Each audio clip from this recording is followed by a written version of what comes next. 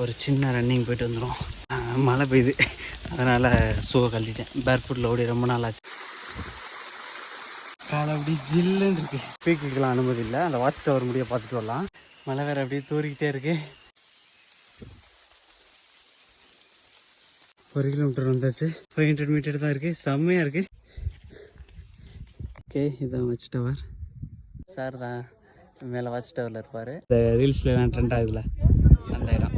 இங்கிட்ட ஒரு சின்ன இடம் இருக்குது, கேட்டு பார்க்கலாம் கொஞ்சம் தூரம் போக முடியுமா அப்படின்னு. டென்ஸ் ஃபாரஸ்ட்குள்ளே வந்தாச்சு. இது அந்த சைடு உள்ள எண்டு.